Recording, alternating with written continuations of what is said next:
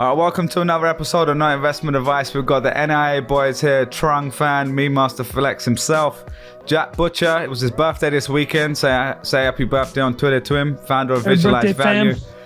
And we have a very, very special guest today, our man, Tetranode. Welcome to the show, man. Thank you. Thanks. It's nice to have you guys having me on the show. Yeah, I don't go on podcasts a lot, but when I do, it's just like it feels good to share with the public like my story and my perspective. So glad to have you guys. Can we talk about the irony that the show's called Non-Investment Advice and you're about to deliver so much alpha? Yeah. Well, let's paint a picture for the people who don't know who you are, Tetranode. Could you just kind of give us a brief background on kind of who you are and just introduce yourself? Yeah. So I started out like working minimum wage, and then I learned about like Bitcoin, and I listened to a podcast from Andreas Antonopoulos. I also watched like World Bitcoin Network 101, and I pretty much just educated myself about cryptography, while working as like a dishwasher. And so after a few a series of good decisions, I am here, sharing my story of how I succeeded, from first principle. So so I started out as like a dishwasher. And so a coworker was telling me that there's this Bitcoin, right? And there was like the Silk Road crash, the FBI Silk Road raid, and Bitcoin crashed, and I've been tracking it for several years. So I just jumped in, and the rest was history. Was that 2012? 2011? That was 2014. Yeah. Okay, 14. Yeah, I learned about Bitcoin because I was like a PC gamer. I was in college and I built PCs, right? So while everyone else was just like studying for their MCAT, I just game until like the break of dawn, right? And I wasn't very successful in school during my college days. So I graduated. What'd you study? I graduated kind of 200 out of 224 of my class. I have like I wouldn't say like a medical related degree, but I'm just trying to keep myself anonymous. But basically, I have a biology degree. Okay. Right. And so with like a biology degree, you can do like several things. You can go to med school, you can work as like a biologist, or you can go to grad school. But I didn't do any of that. So I ended up working as a minimum wage job, So in the meanwhile, I just, listened to like podcasts about crypto and Bitcoin, because I was a very prolific torrenter, because I download like free music, and sometimes free video games too. So I'm very familiar with like Napster and BitTorrent. So when I heard about Bitcoin, I thought like, hey, what kind of money is like, they have some kind of hashing or immutability. I mean, what is all of this? So I went down the rabbit hole and I understood it, from the cryptography level. Because the first question I asked was, how would I be able to move that money, without having it duplicate? So cryptography answered the question, mining and hashing answered the question. Yeah. Love it. And Tetranode, are we able to share a sense of scale? Because I know you've kind of talked about this on previous podcasts, but just so we're not burying the lead, you kind of went from a dishwasher to, I've got written here in my notes, 9-figure whale. Are we allowed to share that? Or are we bleeping this right now? I can neither confirm nor deny like any financial sizing, but if you watch the blockchain carefully, you can come to your own conclusion. There we go. Okay. Check the chain, as our friend Jack Butcher loves to say. All right, so either way, and there's one of the things you kind of shared with us, because this kind of came about, I think you and Trung were talking on Twitter in the DMs, and you had listened to a part of the Michael Saylor episode we did, right? And for people who haven't heard that, Michael Saylor is a Bitcoin maxi. He's the head of MicroStrategy. He's a massive buyer of Bitcoin. And you have obviously kind of come up in a different world, even though you originally got introduced to Bitcoin, but you're now very much involved in the DeFi space. And you kind of told us, well, look, I've got so much skin in the game. like I'm working and I'm actually operating in DeFi. I'm not just speculating on it. I'm actually working in the trenches on this stuff. Yeah. So could you give us a little bit more on that? Like, what does it mean to have skin in the game at the scale that you're at? Okay. Having skin in the games means like, writing the specs for the protocol, market making, meeting with the founders, like understanding the math behind the tokenomics and showing them like treasury management and pointing out like treasury bleed. So let's just say like you're doing like some kind of yield farm operation on DeFi, getting yield for your US dollars. And so on the other side, you have people like me, sort of specking out like the yield protocol and how we can be able to sustain that yield without bleeding out our treasury. So that's tokenomics. And so if you're doing some stable coins, like you're hosting a bunch of stable coins on DeFi, and if I'm working on that stable coin, how would I be able to sustain the peg of that stable coin, without impacting the treasury? Because it takes like energy, time, and of course money to sustain that stability. So those are my specialties: tokenomics and stablecoin stability. And got it. Treasury No, management. but yeah. So when you say specifically the skin in the game, those are the features that you're talking about versus somebody that will just invest or trade, quote unquote. But I think it got a little bit spicier in the DMs. You were not happy with Saylor's take that Ethereum-based kind of coins or anything that you are discussing is quote unquote unethical. Like, could you address that directly? Yeah. So just as a preface, like I'm a hardcore gamer. I used to be a competitive like StarCraft gamer. And I frequent like the Team Liquid forum, and there's just like this thing that I see constantly in DeFi that I see in StarCraft, that there's constant theory crafting from people without skin in the game. He's Michael Saylor sits in Ivory Tower, and he's like talking about like ethical this and ethical that. The thesis I have, the hypothesis that I have is clearly testable. And so if I go in, I ask myself, like, does it have an impact on the market, and how enforceable is that idea? So Saylor, is just like, oh, it's a security this and a security that. And I've seen in the past that he likes to promote government regulations, on DeFi, saying like clearly Ethereum is a security. So he is not a cypherpunk. He's more of a what would I call this? A demagogue, right? So he doesn't understand DeFi. I know he's a very smart guy, and he became a billionaire because of that. But he's way out of his depth, talking about things that he have no skin in the game in. Now, for me, if I have something I want to test out, I have a falsifiable hypothesis. In fact, I test in prod. But for him, he's just theory crafting. Nothing that he says, is even remotely actionable. So I would put him in the league, like when it comes to Ethereum, and I'm not talking about him as a person, like when it comes to DeFi and Ethereum, I consider him an intellectual yet idiot. Oh, the Nassim Taleb framing for the listeners that aren't familiar, the IYI. So basically, Taleb calls New York Times journalists intellectuals yet idiots when it comes to subject matter they don't know about. I love that you pulled that out. I mean, like for Saylor, if you want to be poor in DeFi, listening to Saylor is the fastest way to get fucked halfway to the poorhouse. Yeah. Just don't listen to them. Listen to people with skin in the game, like me, or other DeFi founders who actually run and spec out the protocols, and actually market make the stuff. So we have a sense of like when things go wrong immediately.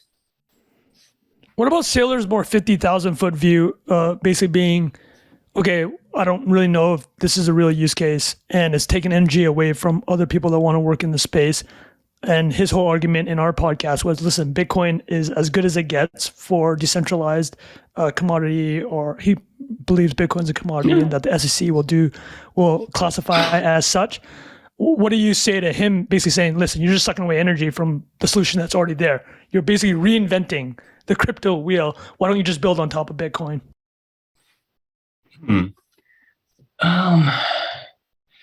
Yeah, that's a question that can come from. I have several perspectives on that question.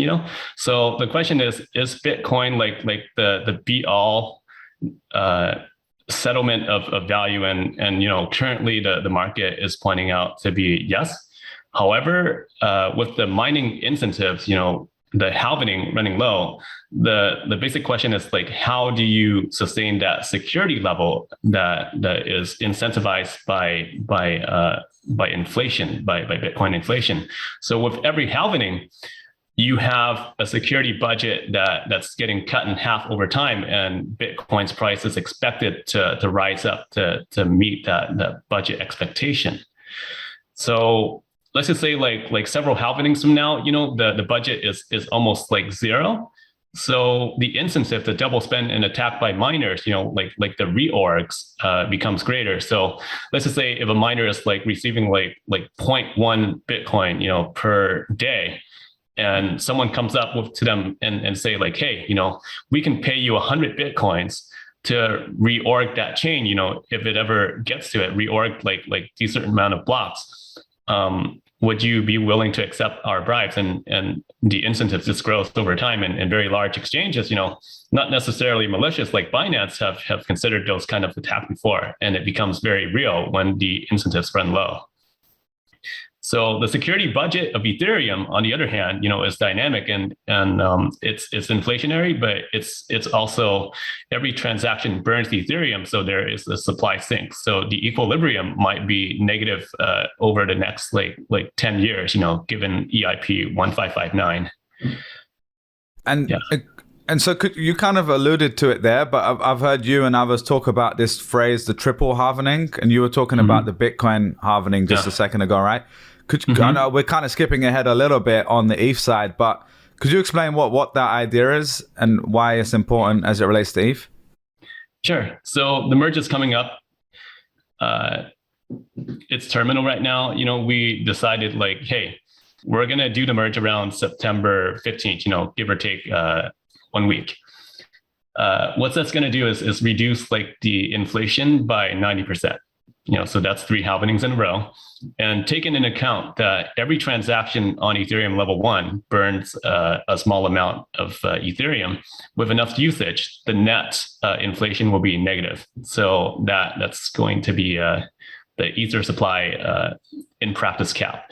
When they say like Ethereum has no supply limit, it's technically true, but in practice, where's the steady state of that? So we're about to find out in the next few months. Got it. And so that's with the merge that's happening in September, right? The transition to proof of stake. Definitely, yeah.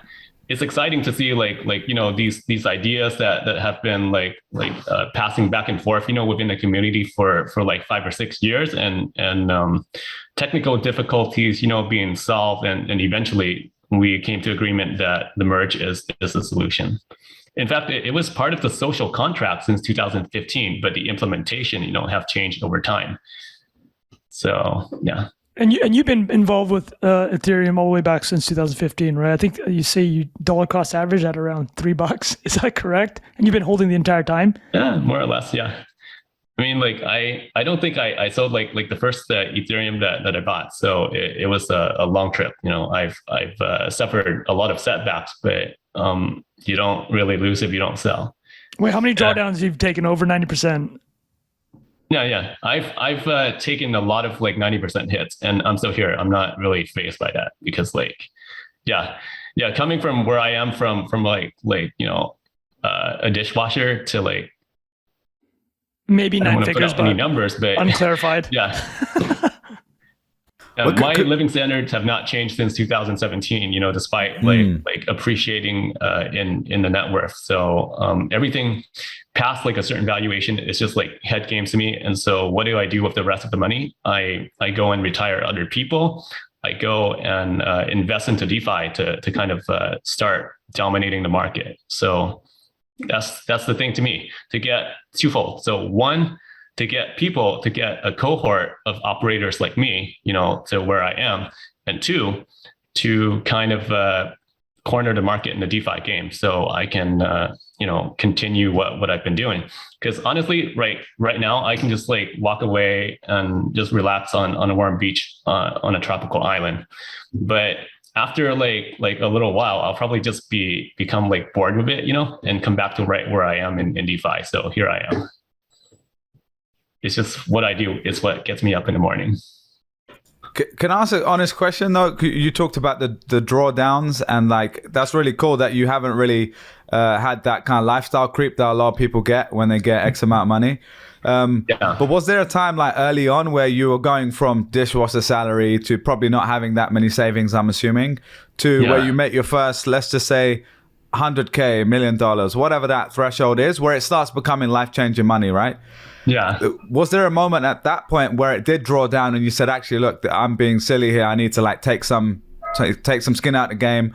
Or like, I'm just curious like what that was mentally, because in full transparency, like all of us who have gone through it in the last, Jack and I have been in this stuff since like maybe 2016, 17 or so. So not as long as you, but even this last like bear market we've just gone through, we've talked about it live on the pod, right? Like 80% drop, we're planning for it, and then it comes, and mentally it is always different to what you planned, right? So I'm just curious, like what was it like the early stages when you actually made life-changing money and you needed to kind of keep your head cool? I didn't do anything when I got like my first 100,000, when I hit 7 figures. There was no celebration or anything like that. I just kept my heads down and operated, because like that's my whole mentality. That mentality, prevented me from cashing out, and getting a nice car at 100.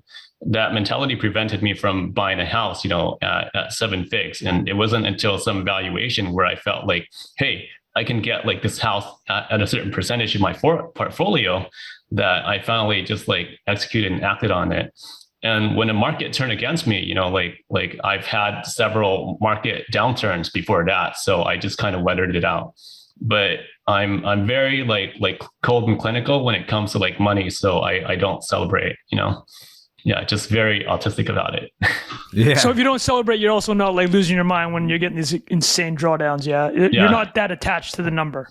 Yeah, because like before I entered crypto, like I played a lot of StarCraft, and I learned when not to get overexcited, and when not to get scared, even if you're down to like one base, like when you're totally destroyed by the opposition, there's always hope as long as you operate. If you're bleeding out, you operate. If you're on top of your game, you keep silent and keep pushing your advantage. There's no reason not to operate. So the key word here is operate, operate, operate. Because in any situation, you ask yourself, what are you going to do about it? So the question is like, what's actionable?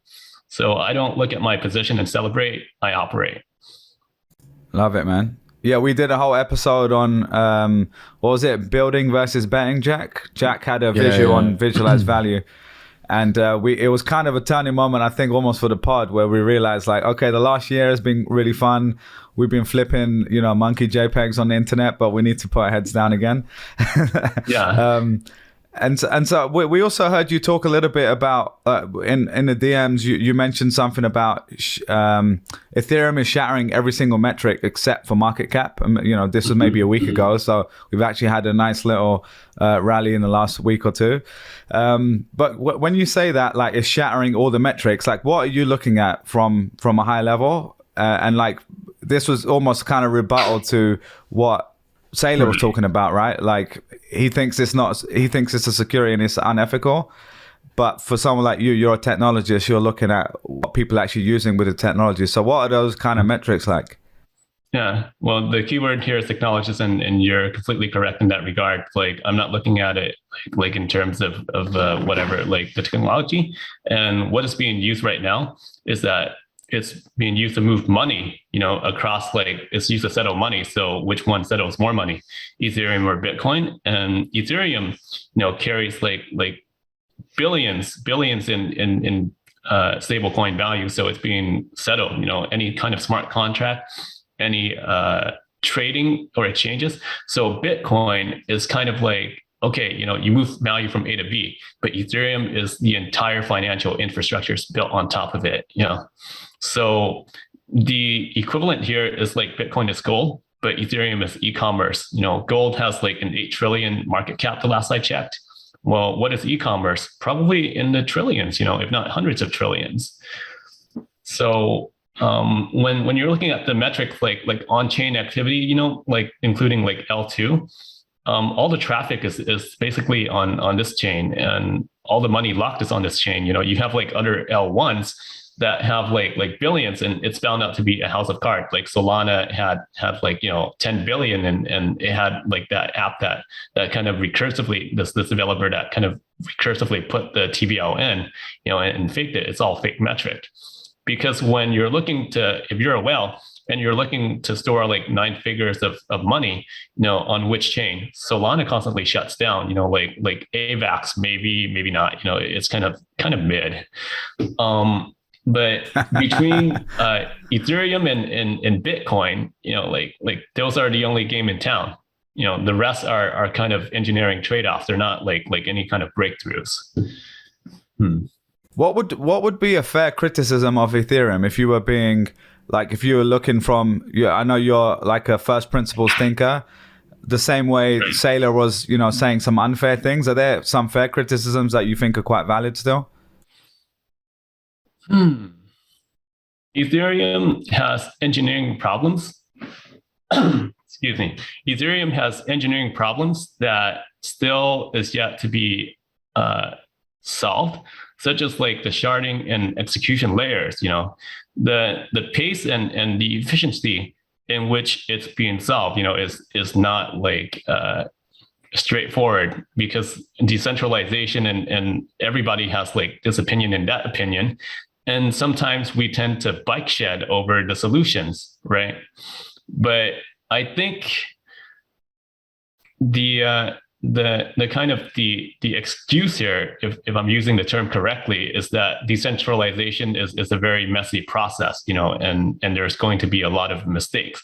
But ultimately, if one group of development or idea fails, then the next just steps up and lines up. It's not like a centralized chain like Solana, where okay, like if the Solana foundation fails, then pretty much like it's there's no developers left because the money just runs out.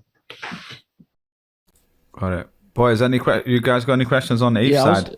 I was going to ask about just how you evaluate new protocols, new projects built on top of Ethereum. Like, what do you look for? What's interesting to you? What in the time since you've been doing that, what have been the best decisions you've made? Okay, so the background here is that I was initially like a crypto holder. Like for the first 4 years being in crypto, I basically held Bitcoin and held Ethereum. So hold was just the motto at the end of the day. And then, after Uniswap came about, I began to explore like opportunities on how to make money off of the yields. So I turned some Ethereum into USDC and started market making for Uniswap. I was one of the largest market makers back in 2019. So I operated, and then I formed groups with like other farmers on tips on how to maximize yield for my money. And from there, the field of operation, from my field of operation, I can see like certain opportunities on the fringe of my operations, like Aave protocol, right? I'm able to borrow money off of Ethereum to farm for more stable coins. So the gist of it is how my sort of my prospects work is that I operate, and if something is in the fringe of my field of operation, it might be of interest to me, I start exploring it a little bit more. So in that sense, instead of being pitched like DEX, I go, and I become like the customer, and I can tell right away whether that protocol works or not. And if I was if I was investing into it and I became a customer, I would just tell them, hey, you need to fix this part of your UX. This would get you more customers. You need to not treasury bleed here because nobody uses it other than farm and dump. So by just having skin in the game and operate in that protocol, I can become like the canary in the coal mine. That makes sense. Yeah. follow-up question is, we talk about this a lot, like the movements of trends in DeFi. So you see like the massive adoption of a protocol, and we tried to cover to the best of our abilities things like the I've forgotten the name of it. How have I forgotten the name of the huge anchor collapsing? Yeah. So like yield promises that are like way beyond the actual like functioning mechanics of the protocol. Right. Just curious for like what you think are the most sustainable. I think Uniswap like is an amazing example of a DeFi protocol. Are there like use cases beyond the like market making things that you think have a lot of potential? Yeah. If you're talking about like, Celsius, if you're talking about like Luna and Anchor, if you're talking about 3AC, those kind of group can be classed into CDeFi or centralized DeFi, in that they're taking customer deposits, and you're trusting them not to run away with money. But they do something like just as bad, which is to kind of borrow from other people, using that credit. So it becomes like a Lehman Brothers. So CDeFi is what we're trying to build, to avoid in DeFi. And so those guys are not true decentralized finance at all. Your money doesn't live in a smart contract. Your money lives in their wallets, and what they do, they take it to the casino, and your money's gone. Yeah. And these guys are very dishonest actors. They tell customers like, hey, like Voyager tells customers that their deposits is FDIC insured. So in what universe, is crypto FDIC insured? So they're getting their assets dragged to court, and it's going to resolve. But on the other side, in DeFi, like the deposits that they had in Aave, the deposits they had in Uniswap, what lives in a smart contract lives in a smart contract, and they were the first one to repay Aave. Otherwise, their stuff is gone.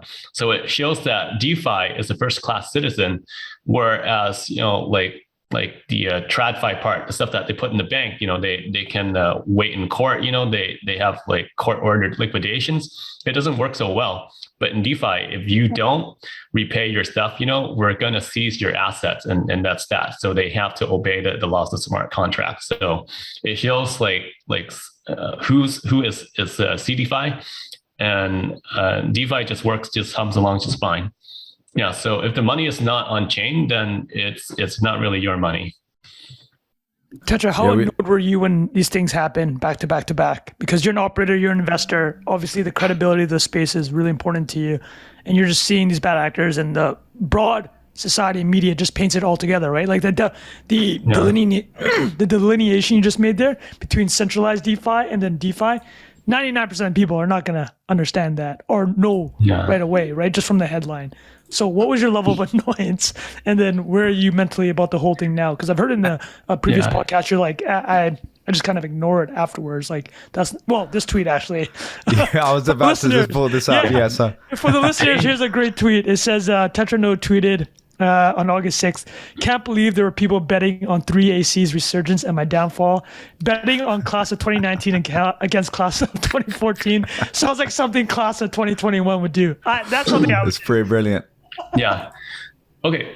So they think, they tend to group me into the same group as like 3AC, as Celsius and as like Do Kwon and the rest of the other actors. But I'm just like an N of one, I'm a lone wolf. So I guess like they're saying like, like this guy's collapsed too, but how should I put this? Okay. So the CDeFi group violates anti-fragility. What that means is that they borrowed other customers' fund, and if the anti-fragile thesis is that if you fail, you only take out yourself, right? So I could never do that because I'm fully solvent, because like I have an income stream, and I've set up my stuff where even if I fail in one sector, it's gated off. But these guys, have no stop loss. They have they over leverage. They think they can make the market into a bigger fish, like Alameda, FTX comes along and liquidates them. So that's what happened. So they're pretty much running for their lives right now because they violated multiple laws on banking, because they're holding customers' fund, and so they're basically traditional finance disguised as DeFi on the blockchain. For me, I've survived like several downturns, and these kids just coming into the game, they have no idea of like my history, they don't even look at the blockchain. It's really clear that even if I'm worse, I'm still like 1,000x from where check the chain. As a dishwasher. Check the chain. just check the chain. I love that you call them kids. That was my favorite. Yeah. So basically, like okay. So the group that really hates me is like the NFT influencers, because what exactly are NFT influencers, and what do they do? They don't even know like what Uniswap is or what Tornado Cash is, right? And so they come in, and they play status games because like that's the only way that they're able to get ahead. So they start betting on my downfall, and saying this and that, but I'm still here. So haters gotta hate. Started from the bottom. There we go. Listen, Jimmy Fallon thought he could roll into crypto. Jimmy Fallon thought he could come after Tetra. Yeah. I mean, like all I got to do is just simply exist, and that makes them salty enough. I'm still here, and I'm working with all the DeFi founders. In fact, like the stuff that you see on Twitter is just like the tip of the iceberg. I have like in my group all the way up to the Ethereum Foundation, and even like Vitalik himself, in my private chat room, So even as I'm clowning, and just like saying this and that online, at the end of the day, I'm pulling the strings, and that's because like from the beginning, I've always operated honestly. And if there's anything I don't know, I say I don't know, right? I'm not one of those like YouTuber like Moon Carl to say like oh buy this coin for 1,000x. That's not where I came from. I came from like an engineering background. So I'm sorry. I think I told you that I graduated from 200 out of 224 from some sort of biology degree. Well, there's a part two to that. I went back to school in 2016, right, for computer science. And then I graduated valedictorian. Game over. Respect. Yeah. Buried the lead, man. You buried the lead. Yeah, there we go. Wait, how many years later was that? Huh? That was like, maybe like 8 years later or something. I dragged myself back to school in like 2016, right? Yeah. So I think everyone's at some place in their lives where they're better going to school, or have some life experience. So I think it worked out better for me that I went out to have like real life experience before coming back to school, and less chasing girls, back than 30 when I'm married, and trying to get a living. So I'm able to focus on stuff. Wait, Tetra, you said you mentioned Taleb a couple of times now. Actually, I would love for you to expand on the anti-fragility the non-anti-fragility of 3AC. But what is it? What is your definition of anti-fragility, and how have these drawdowns made you stronger? Or I'd love you to pull on that thread. Right. Anti-fragility means like failure is localized and not systematic. The moment that you take on, like you borrow other people's funds, it means like if the failure is complete destruction of your well-being, because you're going to be on the run for the rest of your lives. And the question is for 3AC, was it worth it? Was it worth it to borrow customers' fund, uncollateralized, and now you're having to run to like some Middle Eastern country devoid of your culture? So was it worth it, to have your family on the run and constantly hounded by courts and angry customers? So we'll try and get them on the pod to answer, but I don't think if I just like made a bad trade, I'll wreck that part of my portfolio, but I still have like plan A, B, C, and D to fall back on. Crypto's down, but real estate is up. So I don't think most people realize that what I do is the tip of the iceberg. And I still have the entire network of DeFi, backing me up, on chain, and it shows. Right? So there's parts like, I'm sorry. There's also like when I had a lot of money, I also put in like sort of a soft annuity where you put in that sum, and it pays out over time and you cannot touch it. So even though I bet like long on ETH and it didn't turn out the way it did, I still have like an enormous stream of income that gives me like a free throw every 2 weeks. Could you explain more? How does that work? It's an insurance product, right? It's like is it just an annuity like insurance? Okay, it's like a traditional finance thing. Is Convex, right? Oh, got it. Okay. Convex is like a protocol, that capitalizes on the Curve exchange, right? And so the mechanism, is very flywheel like, but at the end of the day, DAOs pay Convex to stabilize their US dollars, right? And so if you're a DAO and you have like a stable coin that you want to launch and you want to stabilize it, you put it on Curve Finance, and then you start bribing like the liquidity providers to stabilize that coin, and that requires a lot of money. So at the other end, I'm the market maker, and I'm also like a Convex stakeholder, and I'm able to earn off of that. The catch here is that you must lock in an enormous amount of Convex tokens into the protocol for 4 months. So those 4 months, you cannot make any decisions other than earning income off of it. And so that has gotten me like a lot of benefits, during the downturn. So, the market's up, the market's down, the stable coin is stable, and I'm too busy like writing checks, to bother with the market, in that segment. So when it was at the top, I realized that not everything will go according to plan. So I already made like several allocations that would prevent like complete failure. So that's anti-fragility in action right there. We actually had this question that was texted to me by somebody, and since we're on the topic, kind of, what percentage of your portfolio is not crypto? Right now, with the stock market being the clown market, it actually varies. It varies from like, anywhere from like 10%, to 50%, depending on the time of the day and where crypto is. So it's hard to ballpark. So you do hold equities, and you obviously have real estate? Yeah, I hold properties, so property is also like a hedge to crypto too. But crypto is also a hedge to property too. Suppose that your country decided to confiscate your property, then you can just go overseas with whatever you have, in cyberspace. So they're a hedge to each other. Give us I want to just ask one last question on the portfolio thing is, can you tell us about Web 2 or anything non-crypto related that excites you? No, Web 2 is boring and it puts me to sleep.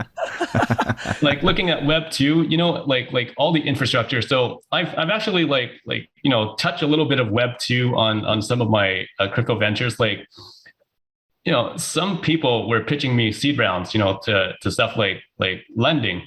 And the moment they pitch me, and give me like the staff paper to sign, it asks for passport. I'm out of there. It's boring. It puts me to sleep. I hate filling out paperwork, and I'm so used to crypto where everything is auditable in the blockchain. Speaking of audit, if you were to audit like the Bank of America, it would require like some action from even Congress itself, to get the ball rolling. But if you were to audit something like MakerDAO, all it takes is 2 clicks on the blockchain and you can see the entirety of their reserve. So with this efficiency obtained, I think I think that the banking cannot win long term, no matter what regulation they push through. So DeFi is the future. Well, I actually would like to continue on this part of the conversation, because I don't know if you follow the Cartoon Avatar podcast, but they've had a couple of these back and forth on Web3 use cases. And a big thing that comes out of it is okay, there's obviously a continuum of how much friction you want in the financial system. Right. And if you were to say this DeFi protocols and the stuff you're involved in is zero friction or very little friction versus the banking industry where you have to put your passport and Jack has to spend 10 days just to sign 30 pieces of paper to maybe get a mortgage. There's a middle ground, right? It's like friction can be good for security. There are trade-offs. So yes. Agreed. Could you talk through those trade-offs though? And it doesn't sound like if there are other trade-offs, it's as simple as, DeFi is just going to replace TradFi. Yeah. Okay. So if you know what you're doing like me, and if you're well-versed in security, then you can hold your own money and be your own bank. But not everybody can be their own bank. Like I wouldn't tell my aunt, to go and be your own bank because she clicks on a link and she'll get rugged. So not everybody is cut out to be their own bank in crypto, and the infrastructure right now, is not mature enough for your everyday person, for your barber to enter crypto. Someone has to hold their hands, and so there's some degree of custody involved in onboarding like the sort of the masses. Yeah, so it's a trade-off, but the benefits in crypto is that you can move money, in no ways that entities can touch, and so there's the entities that be are starting to fight back, as you can see with like the OFAC and the whole TC debacle. Yeah. And so could I ask just a follow-up question to that, actually, because we joke on the podcast that if you've got cold storage, that's already a step above like most, people just buying on Coinbase or something like that. And we joke that, not everyone can, write down this phrase that you have to memorize or put under a kettlebell, like we joke about behind Jack, right. Jack sitting there and hiding it or whatever. So like for an average person who's interested, like we are, most of the people listening to this are interested in this. What's your advice to them for securing like their assets? And is like just having cold storage enough? But what would be kind of the levels to securing yourself? Okay.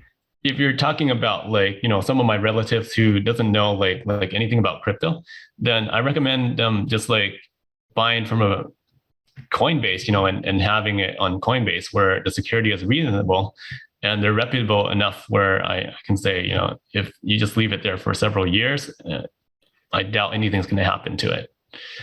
The next level of security, if they want to hold their funds and become their own bank, I'm trying to remember this wallet's name, Argent, right?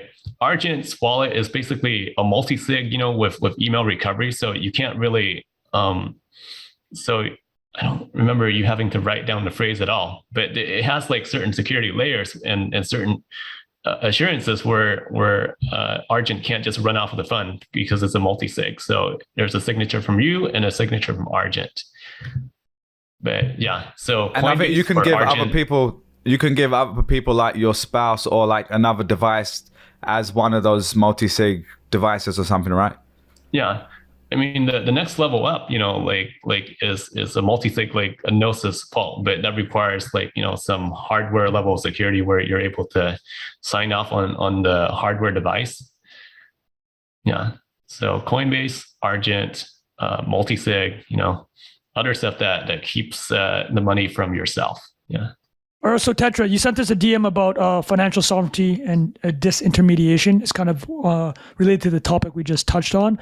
I'd love for you to expound on that idea and how you view it with your own personal life and broader crypto economy. Right. So financial sovereignty, deals with the history of nations encroaching on citizens' rights, conflicts, personal safety, warfare. So if you're working, like 9 to 5 and war suddenly breaks out, like just to say like the US clashes with China, over Taiwan, then I think everyone's job security would be in danger. So that's like the most basic level of it all.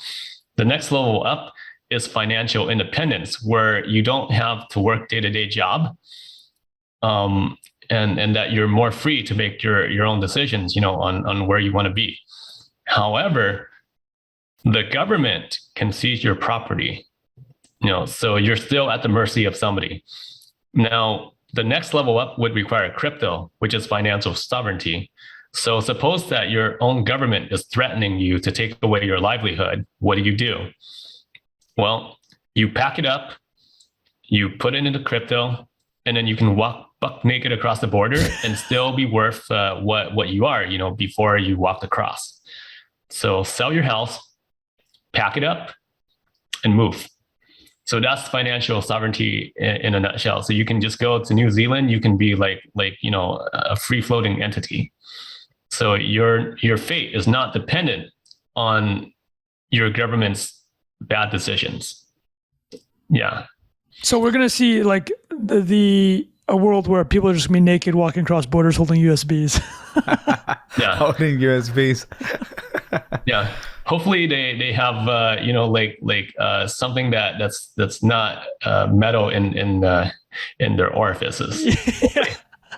But so this is very important to you, right? The financial sovereignty. It's like a guiding philosophy for you. Yeah, because like when you're like at a level, you're constantly being handed paperwork on hey, where did you get this fund from?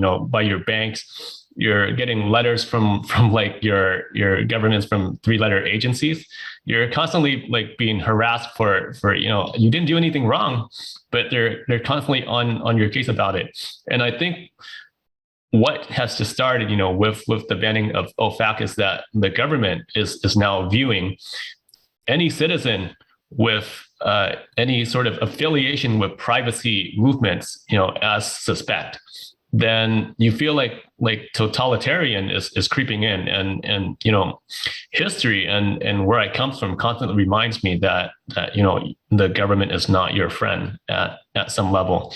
If you're kind of just working your 9 to 5 and you have stuff in the bank, they just hired like 87,000 IRS agent to clamp down on cash businesses. The majority of businesses cannot pay their taxes, and remain solvent because the profit margin is so thin. So I don't know what's going on right now, but it feels like usually in the history of governments, there comes a time when war and conflict and hardship wipes out all the bureaucratic parasites, that inhabits the uppers of the government. And with a longer than expected peacetime, the bureaucrats, the parasites, start inhabiting our top echelon. And so now we're being subjected to special interests that does not favor the freedom of citizens. We've seen it with bureaucratic bungling, the expansion of more bureaucrats to enforce laws on ordinary citizens who didn't do anything wrong. So right now, I feel like the government sees like individual as the enemy. So that's where I need to be proactive about like how I deal with it, because while I cannot save the world, I'm trying to build like a life raft to save my village, right? Mm. Wait, so I wanted to follow up quickly on this. We actually had this with one of our questions and something else related that you want to talk about. So with that view that you have, how do you kind of square that with the fact that you've been a little bit more public over the past year? Are you concerned about outing yourself from the pseudonymous account? And basically, there's that tension, right? Is you're being more public, you're very public, even as a pseudonymous account. So love you. So I mean, people with like 100 times my net worth are public figures. Okay, there's a lot of like crypto entities that are public, who are bigger than me. I don't want to out them or single them out, but who's who. But I can tell you top exchange founders like SBF is docs. He walks around just fine. But if I were to be doxxed, all I have to do is just hire a security team. It's a trade-off in privacy and it's irreversible. So I prefer just to be anonymous. So yeah. and I'm just trying to help other people. So I'm not doing anything bad. So I don't really have anything to hide if I'm outed. But if I'm outed, I'll just heighten up my security, hire a security team, and just move to a gated compound. Yeah. So that's not really a problem. Get some bodyguards. Hire bodyguards. But I think back in 2018, I just retired, and just traveled the world, and just not be on public Twitter until I saw people moving from Reddit to Twitter, and I saw this sort of very mediocre guy, spreading out like misinformation, and his name was Anthony Pompliano. This guy was a bullshitter. This guy's the bullshitter. He doesn't know what he's talking about. He doesn't understand cryptography from an atomic level. So he's just like this clown, this influencer. And I saw his past, and so I have got to participate, and I won't let the space go unchallenged. Eventually I became like a Twitter influencer myself, anonymously. And then protocol started asking about me because in addition to outing like bullshitter, I publish my research on Uniswap, as a market maker, this and that. I'm a proponent of open source and freedom of information. So I do a lot of research. So I post that on. And so founders, from various protocols starts asking me hey, can you help me with this? So I said, yeah, and so the process started snowballing. Then I started getting connected, and so here I am, just kind of helping everyone out. Full disclosure, we know Pomp. Some of us know us better than others, but that was kind of the catalyzing. You wanted to get more involved in intellect. You saw what was happening on Twitter. There's a lot of intellectual competition going on, and the thing with Pomp is that hearing him talk, and this is me as an OG, knowing like the Bitcoin mining process and the security down to the hash level, down to SHA-256, which I understand the process. It's kind of like watching what would you call it? Like a graduate student watching a third grader, present on calculus. Let's just put it that way. We know you're bullshitting. Stop it. Yeah, that's all I got to say to Pomp. And we're going to need to get Pomp on for a rebuttal to you after you rebutted Saylor. So Look, I have understanding, and I have the entire DeFi market at my control. Pomp runs like a Bitcoin pizza shop, No idea how he succeeded, but anyways, he's not from the same breed as I am. Does it make sense to debate with like a rabid zoo animal? It would be a waste of my time. But damn, son. If you ever find shots fired on any level ground, I'd be glad, to talk to him, whatever. I don't think there's anything to talk about. I will say, and this is not just because I know Pomp a little bit as well. I will say I think he's, without going into details of his position of Bitcoin, because I don't know enough about it, but he does come across as very pro Bitcoin nowadays. I do think for an average person who doesn't know anything about crypto, I think he does a decent job of explaining like the high level stuff. Yeah. But again, you're entitled to your opinion. I completely appreciate it. Okay. But just not to be too controversial and just to kind of be more realistic about things. I came on here because of Pomp, he's constantly spreading FUD about Ethereum, this and that.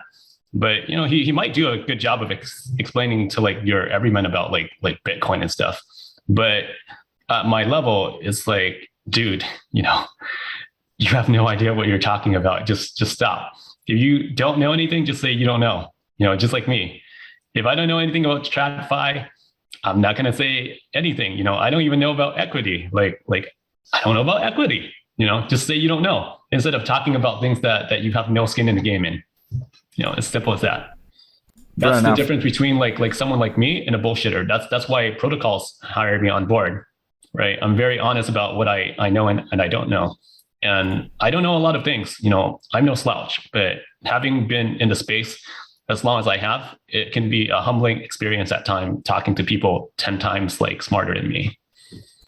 Yeah, completely. I did have one follow-up question. Jack, I saw you unmute. Did you want to ask something? Yeah, I was just going to ask for your long-term hypothesis on Bitcoin, whether or not you still own any. Yes.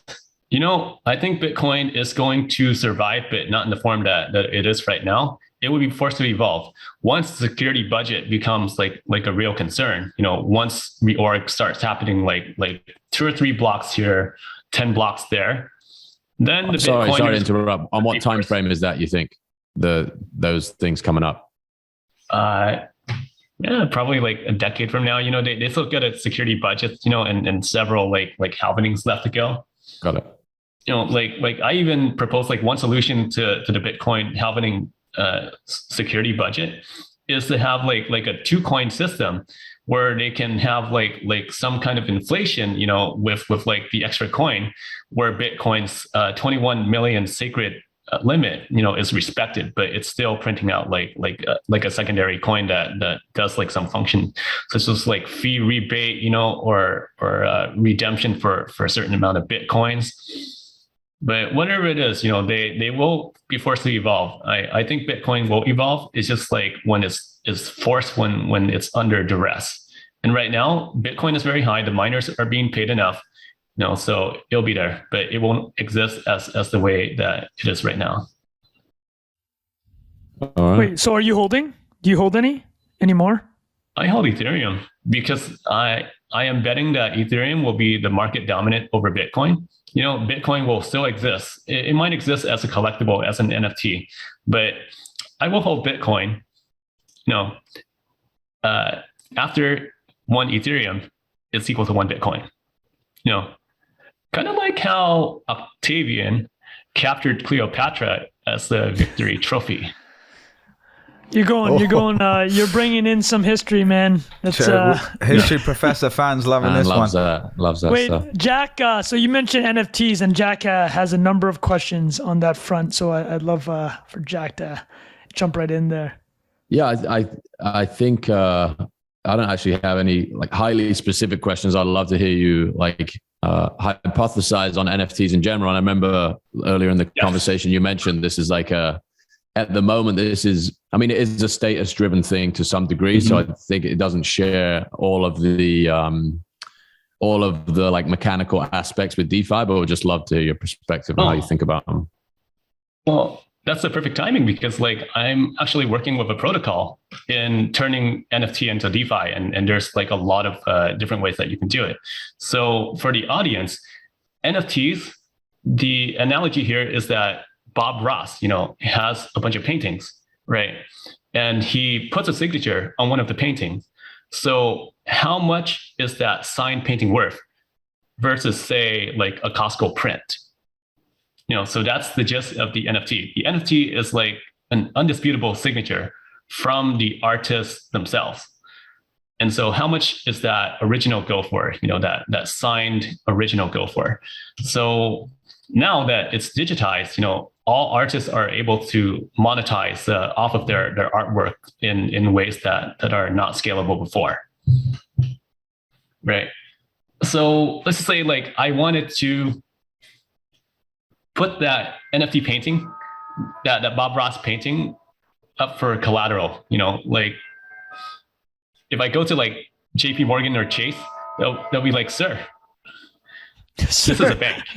We're not going to accept it. Right. However, with JPEG, the platform, we will. So that's what we're working on. And it's working right now. It's live in prod. So let's just say that you have a punk profile picture and you want to, farm money off of it. So how do you do it? Let's just say a punk is like worth 100 ETH. So you deposit it on a JPEG platform, and then you can borrow 40 ETH worth of US dollars off of it, right? And then you can go into one of JPEG's farms, and then it yields about 15 to 16% currently on the US dollars, right? So with traditional banking, I think your savings account can yield like 0.5%, So in a world of like negative interest rates and very low yield, in DeFi, we have these opportunities trustlessly on chain that can yield you like 10+%. That beats inflation. So these are very real opportunities on the JPEG platform, and I'm working and advising with them to kind of bring it up to mainstream speed. And not very much people know about it, but it's very solid at the core. It's one of the few protocols where we do not need to spend treasury budget, to keep it afloat, because it's fully solvent. So the trick to doing that is that we keep our operation very small and scalable. The mistake that I see a lot of DeFi protocols makes is that they expand too fast, and they have like people, developers to pay, and marketing budget. So they kind of bleed their treasury into oblivion. So they're unable to expand. But we start slow and we're small in a way that we can control. And then we expand slowly. So it's a slow and methodical roll, of JPEG. So we have like additional features of JPEG that we're launching out, such as the ability to increase your loan limit by locking in, these JPEG tokens that you're able to increase your limit from like 100 Ether limit to 300 Ether, by locking in like about 10% of that as JPEG collateral. The tokenomics is just amazing, and I'm happy to be a part of the design. So is your interest in NFTs more on this kind of figuring out ways to collateralize them and do lending, or do you have any interest in NFTs like the way that the mainstream media knows it? Yeah, I mean, like I'm also like a collector too. Like there are some NFTs that they're one-on-one, and some art collection that I just hold, So there's like certain collections that I also speculate on as well, such as like My Ladies, like it's this, I don't know, like I found it to be stupid at first, but it was pretty cool.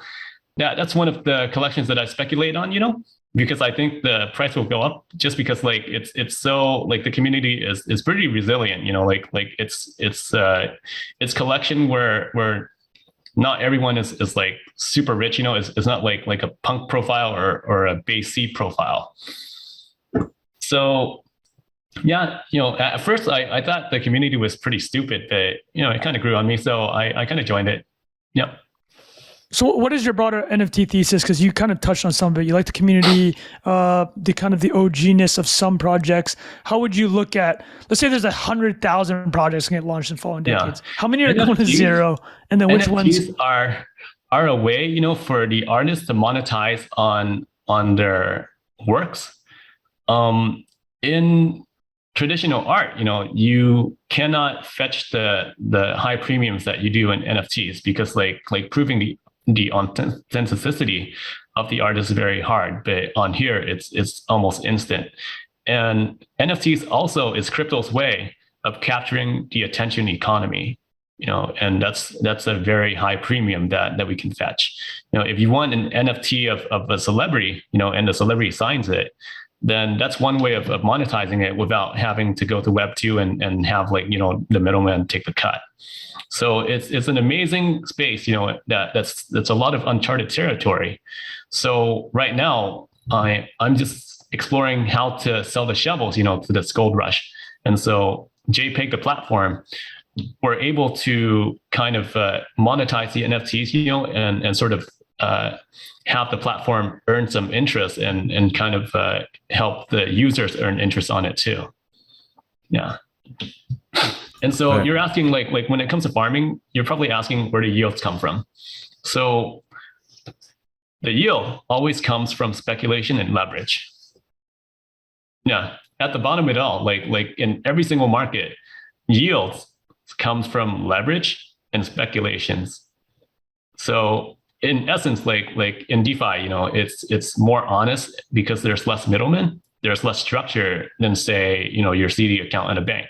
But if you look at what the bank is doing with your money when you deposit it, it's just like investing into this and that portfolio and investing in properties, and loaning it out to other commercial enterprises, then it's essentially the same thing what DeFi is doing. Right. So all yields come from leverage. DeFi is basically a casino. It's a casino that pays out a bonus token. What can you do with that bonus token? you can vote on the policies of the casino. And in some other cases, you can earn yields off of the other players by staking that token. So that's the basic structure of DeFi. It's the casino that pays out a bonus token. That bonus token can be used to earn and play the house. So the framing you had of DeFi as a casino where you can participate, I mean, is that, in your view, something that is so you could build sustainably over the long term? You see what I'm saying? It's like, if that's the framing of it, how are you going to convince 99% of the world that or TradFi people like myself, which aren't super into that type? If that's the framing, that doesn't seem like future finance, right? It is the future of finance. If you look at a country like China, they are insatiable gamblers. If you look at countries like in Vietnam, Vietnam has like extremely like gambler mentality. Oh yeah.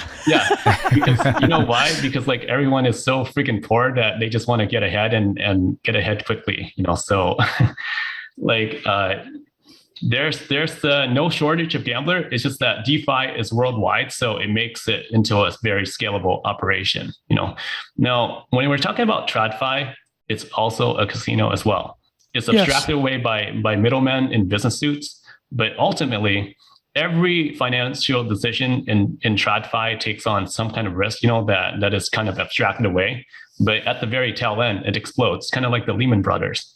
So DeFi and TradFi and any form of like speculation is a casino. It's just like some are bare bones honest than others. How do you see, because obviously with TradFi, the big, the hand wavy thing they'll do is like, hey, we're moving money, capital allocators to productive assets, right? Yeah. It's like, that's the whole, to your point, a lot of it is just bullshit. And we've gone through enough cycles where we've seen the hand waving of going to productive assets not being necessarily true. In DeFi, do you see a similar thing though, where it's like, okay, these are actually helping provide liquidity, moving money to the right places to create ultimately productive assets? In DeFi, like it comes down to the individual's decision making currently. If it falls onto the hands of others to make the decision for you, kind of like a hedge fund, then essentially it's just TradFi again. That said, like in DeFi, you can audit in real time where your money is going. If it stays on chain, of course. Like if someone withdraws it to a bank, then you cannot see where it's going. I think for DeFi, it's I forgot what the question was. No, here let I think a good way to frame it was, if we want to talk about the hand waving that TradFi does, but it also does accomplish it, right? It allocates assets to the right places and does lead to productive assets. What is the equivalent of that for DeFi? Let's call it 30 to 40 years from now, DeFi's eaten the entire economy. How is that working to create productive assets? Because ultimately that's what you want a financial system to do, right? You want it to allocate money efficiently and lead to, better things for society. So what's that look like for DeFi? Okay. So you're talking about like sort of trust, in TradFi and how that equates to in DeFi? No, well, so let's take mortgage-backed securities as the simplest example. So before we blew up 2008, 2009, what mortgage-backed securities did, though, was it lowered the cost of capital for homeowners around the world, right? A lot of risk was inherently baked into that, but you can make the argument, and people did for decades, it was a great financial innovation to spread risk like that, and it led to the real-world effect of more home ownership, right? So DeFi removes a lot of friction, is able to settle instantly, and things that you mentioned where basically a lot of trust is taken out. It's all in the code. So what is ultimately that benefit going to be for society? If you take out take a very tangible example, 30 years from now, DeFi has taken over the entire economy. How does that look? Okay, so in TradFi, I believe that 10% of the country's GDP in the US is being used to uphold like commercial banking for and to siphon it away for middlemen, like both JP Morgan and so on. With DeFi, it's more peer-to-peer, and in its current form, it abstracted away like a lot of that middleman profit. So if you're a business and you're operating on like 5% margin, and you don't have to deal with the bank, that's an additional 10%. So that kind of triples the profit margin for businesses. So working with that, we confer like possibly billions, if not trillions dollars of efficiency to the economy, and we can grow it, so e-commerce grows. And that's what happened with the internet. Before the internet, the distribution system was very local. But now, if you're a business owner, let's just say like you go on Etsy and you create like something like pottery and everybody likes it, then you'll get like thousands of demands, and your profit and your income stream would be nearly infinite. So we're making it so that finance is more scalable for your everyman. There's a lot of businesses that wouldn't otherwise exist, if the internet wasn't around. Yeah, absolutely. And I think you make a very good point there. Is like, you got go to a lot of these mom and pop restaurants, they won't take credit cards, right? Because they can't eat that 2% fee. Exactly. So I think that's a great example. Yeah, that's exactly what I was looking for. I guess the question then becomes, we talked about it earlier, is the continuum, right? It's like, how much friction do you actually need? Because there are still protections, right? I mean, these middlemen take a lot, way too big of a margin, but there's still services provided and security provided. I guess what I'm saying is that between 0% take, which you alluded to, versus the 10% take, well, you called it the 10%. There's somewhere where I think it might not be zero, but it's, what I mean? There's a margin. Yeah. Because if you hold like your business proceeds in your wallet, there's a chance like it might get hacked if you don't know what you're doing, especially if you're just like running a restaurant and so the restaurant owner, has no idea about like crypto or what goes on behind it. So I think there are like some commerce platform, like I believe it's like commerce Coinbase on Coinbase, where it takes like a smaller cut, than say credit card, for them to transact in crypto, and Coinbase automatically trades it out, or BitPay. I don't know the state of like those two because I haven't used it as like a business owner before, but it does exist. Yeah. So somewhere along the spectrum of like, be your own bank and hold your hardware wallet versus like total custodial, where you're doing like credit card transaction that siphons away like 3% every swipe. There is that area that exists too. It's very niche and not a lot of people know about it, but those who use it, are able to capitalize on the margin of profit. Can I just add a quick follow-up to both of you were just talking about? To call back one of the things you were talking about, you kind of said everything is a casino, and we kind of like joke about this as well on the pod. Yeah. And I'm 100% on your side of, the current financial system definitely has a huge element of it being a casino. Right. The one part I would say, and maybe you were just saying it as an extreme example or like a summary, I will say, to be fair, obviously, like houses have utility, right? Like people are living in houses, businesses create products and they sell them. And that's where valuations come from, companies and stocks. That's the kind of base layer where there's real utility. And then, of course, maybe 90% of it is the casino, like all the financialization of it on top. But that was kind of, when you said that, I kind of had that flagged in my head as to say, like, to be fair, I think there is, there's real things being created in the world, obviously, and that is what that whole system has been based upon. And I would say, like you just described there are use cases in crypto that we're all excited about, where real utility and efficiencies will be created. But at the same time, of course, like, the reason I bought an NFT was because I thought it would be worth more in a year or 30 days, and that's why I bought it. And that was probably why a lot of people bought them. Or 12 hours later. So that was the only thing. And kind of related to that point, I had a question for you around, you see so many of these projects, you're investing in them, you're putting skin in the game. Are there some examples of ones you've changed your mind on over time, or you got really wrong? Because of course, everyone makes mistakes when they're making investing like this, but in the time that we've had this kind of euphoric moment of the last year, like Olympus DAO came out. I know a lot of people in the Ethereum world were kind of speculating on that, including myself, right? Like I was messing around with it as well, and a bunch of these DeFi places. So I'm curious, like, what are some of those projects that you now look back and say, oh, I was wrong about that, or I've changed my mind about it? Okay, so in 2016, when Ethereum suffered the DAO hack, we were looking at other competing like up and coming L1s, and this very promising blockchain came up. It was called Scenario, right? I mean, we looked at the founder and the CTO, and they had fantastic resume, and they promised like infinite blockchain scaling, sort of recursive rollups, and so on. Right. The CTO was like this genius from Microsoft, and the CTO was just like this PhD from like Israel. What ultimately happened is that they didn't deliver on the promise, and the CTO and the CEO had a fight, and that was that, and the project just went kaput. So that was like the first project that I was wrong about.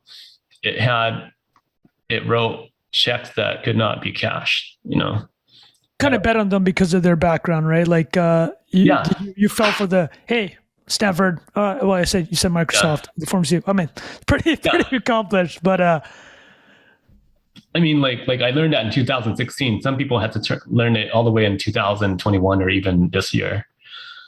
The next project was Funfair. It was a casino token. And I think I had this back in the day. Yeah, I'm pretty sure. Yeah, it was a 2017 project.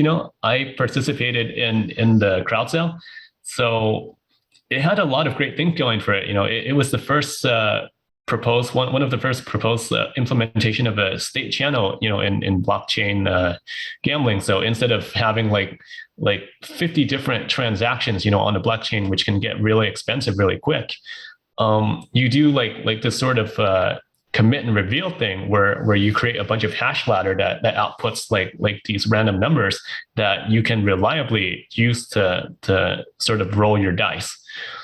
And then they had like AAA level of polish, like the CEO, the founder, I forgot what's his name, but he was a legend. He created like the Star Fox game. That game's tight. yeah he was the one who programmed like I think the SFX chip in the Super Nintendo. I looked at the history, and I looked at the preview products, and it was like AAA polish. That was a failed venture ultimately, because one, they had to kind of do the sort of gymnastics around regulation, and secondly, their token used as like casino chips created this friction where not everyone who owns the token could play on there.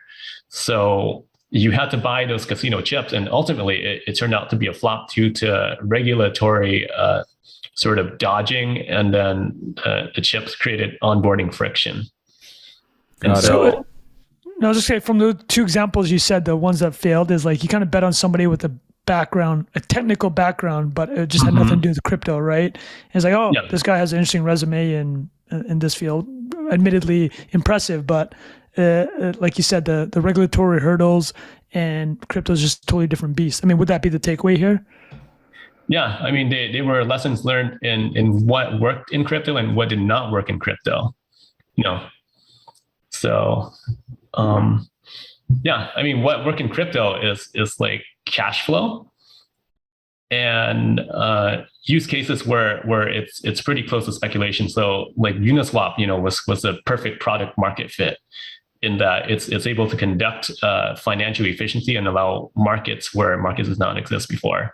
Like lending platforms like Aave was able to allow people to monetize and collateralize stuff that couldn't be collateralized before.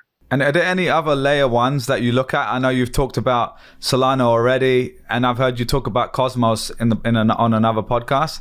Like obviously we've talked Bitcoin, Ethereum today, but any others that you look at and say maybe, just maybe in the future they could have a real use case that Ethereum is not going to serve. There is no third best. There is no third best. Yeah. Exactly. So, Bitcoin will be Bitcoin, and I'm betting on Ethereum will be the dominance. But if Bitcoin evolves, then there's still some fight left into it, I believe. But as far as like the other L1s go, they all like trade off like their decentralization for some sort of scaling, along the spectrum. Like say Avalanche, for example, features like the C chain, but they're just basically using one unit, of blockchain security or a validator to kind of issue out the security for like, 3 different chains, but they haven't solved for like the state bloat, that comes with the 3 chains. So the node operator still has to hold like the data for the 3 chains. And if the chains grow big enough, it'll just crash. So the C chain is not like revolutionary in any way or form. Roll-ups, are better because like data is compressed. And so we're able to kind of scale the blockchain, like computational output is one thing, like bandwidth and storage is another, right? So I looked at the trilemma and it seems like the other blockchains have not made any breakthrough. I mean, like Cosmo is very interesting, but Ethereum 2.0, with the network effect is starting to converge onto like the Cosmo architecture where you can make trade-offs in terms of your network security, and whether you want like L1s or L2s or side chains. So it's all converging, and Ethereum has like 5 different ways of scaling, and it's being worked on in parallel. I'm not an expert on that, but from a higher level perspective, I just need to know like it's evolving, and do the competing L1s, provide any proposition that can overtake the network. And so to answer that, if you were to say fork Windows, or iOS, into a new operating system, like how big of a revolutionary feature do you need, in order to overtake that market or be on parity or become a real competitor? And you have to be like 10x the innovation or confer like additional efficiency that couldn't be thought of before. And so it's a very hard business, like if you go onto the next L1 and it confers like 10% efficiency, but none of the network effects, then it's not a very good bet. Right. So in that sense, like the rest of the L1s are kind of, I don't see any revolution. Also, Aptos and Sui are going to fail. Which one? Sorry, I just missed the Aptos and Sui is going to fail. Okay. I looked at their spec and their hot steaming pile of bullshit. Like, like meta developers, Web 2.0 developers, And so I looked at their spec, and it's all like centralized, and they have no idea what they're doing when it comes to blockchain engineering. They're going to fail because like all the other stuff that they're proposing, has been tried and true in blockchain. So they're just moving the sliding scale along like the centralization spectrum. No fun to be had at all. Zero. No fun. No fun except if you're just VC dumping on top of retail. No, they're not having fun. Well, I was gonna. Go ahead. Like looking at the Aptos and Sui, like VC cap, it's a giant VC gangbang circle jerk. There's no fun to be had for any retail at all. I'm not. There's someone no clip best. that, please. Yeah, that someone clip is... that one. And add an explicit warning. Wait, that was going to be my question about like the inevitability of a feature versus the network effect of like big players and characters. And it's like you kind of started to answer that, where some of these moves seem like short-lived hype machine, the right VC rights to check and all this capital just flows in after it. I'll just love to hear you talk about like the difference there. It sounds like just, coming up with a 10x innovation gets you the network effect, but I would love to hear you talk about that more. Yeah. As in like, if you're a competitor and there's an incumbent, one needs to be like twice as good at least in order to get like any traction in the market. If not, then the competitor might be able to respond. Like if you're improving Ethereum with a fork like by 25% efficiency, say, then someone else can just in the Ethereum incumbency can just add features that will confer additional efficiency there. Is that what you're looking for? Yeah, I think that, and like the effect of, you know, a person or entity backing something, if it isn't that much better, because we see so much speculation in the space, you almost get this illusion that something's going to succeed and then it fails. Yeah, I mean, like the blockchain trilemma has been like in prod in the wild extensively, and we have all of these like chains, you know, like from Ripple to all the way to decentralized stuff like Ethereum and Bitcoin to show like where the market fit is, you know. And if you look at the TVL of like the various L1s, you would see like okay, you know, like Bitcoin, Ethereum. Actually, Ethereum is on top if you include like all the stable coins. So you have Ethereum on top, you have Bitcoin is next, and then number 3 is Binance, you know, which is proven to be like completely centralized because like all 21 nodes is run by Binance. And then next, you know, you have Solana, which has like the big TVL, and you have like some other stuff like Avalanche. So my point is that the market is telling us that they prefer complete decentralization, or number 3, Binance, which is like an SQL database, and they're not going to even like try to fake it, you know.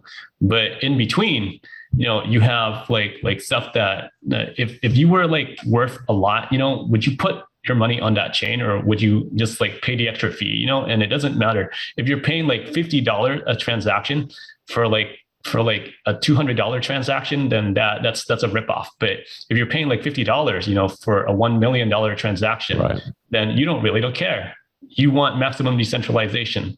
So that's where the liquidity in Ethereum comes in. Now, why not Bitcoin, you ask? Because Bitcoin doesn't have smart contracts, you know. So you can hold that Bitcoin, but you can't build financial infrastructure on top of it, you know, without like trading off stuff. So the stuff that they're building for Bitcoin smart contract, it's all trusted federated, you know, servers like RSK. So don't believe the hype. Yeah, it's not like having like the RSK security, the smart contract, you know, the quasi smart contract platform at Bitcoin RSK. It's not subsidized by the Bitcoin network at all. So therefore, it's a side chain. So that's a definition. Trung, you had a question earlier as well. I think you were going to ask something. Yeah, it's kind of related, but to something Tetra just talked about before Jack's question. I was curious to know what you think the second and third order effects are following the merge, because obviously moving to proof of stake, way more efficient. Okay, what does that actually enable 10, 15 years down the road? Okay, so the technical to the merge is that now the block times, you know, is not like following a Poisson distribution like in mining, where it's random, like, okay, you know, you might get a block in 1 second, you might get a block in a minute. Now it's a constant heartbeat of 12 seconds. So you can build financial products that can rely on you know, the constant settling of that 12 seconds. So your layer 2 would become more dependable. Yeah, I haven't thought about the implications, but that's what it is. And so the other one is that the economic, you know, assurances of Ethereum is becoming further ossified. You know, now you have a tokenomic, a inflation schedule and policy that you can depend on. So it's frozen in time. So it becomes more similar to a store of value like Bitcoin.